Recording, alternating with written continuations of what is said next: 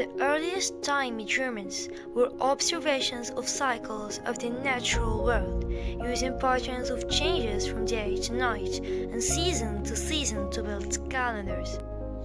Billions years ago, at the birth of the universe, it all began with an explosion.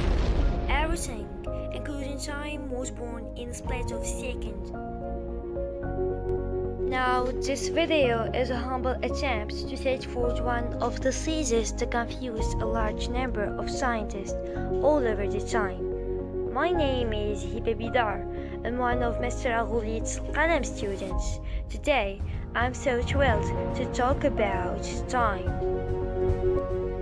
The origin of space and time was such as the most confusing thing ever happened. Actually, time has many variations. Before Einstein's relativity, our concept of time was that we are all participating in the same ticks of the clock. 1 second for me is 1 second for you. That's linear time. Now, linear means that every interval is the same as every other interval and one follows the next. Relativity taught us that there is no such thing as absolute time. Time is relative, so time can be stretched. For me, relative to you.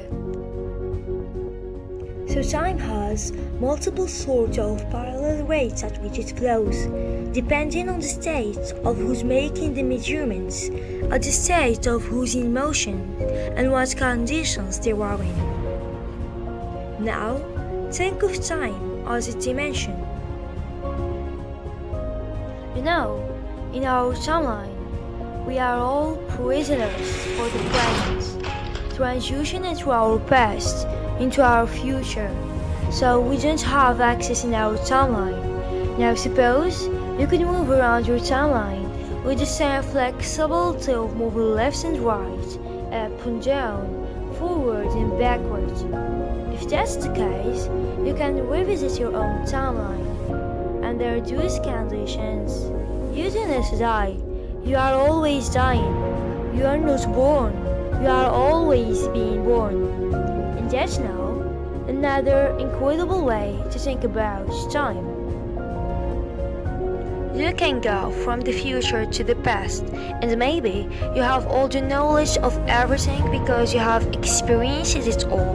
But if you go from the present to the future, would you experience everything you would have if you stayed in that timeline? Now, if your timeline is already existing, then you cannot change your fate because it's already written. But suppose you had knowledge and could change it, then you would have this sort of pair of a whole other timeline, and it will become a very complex sort of fractal structure.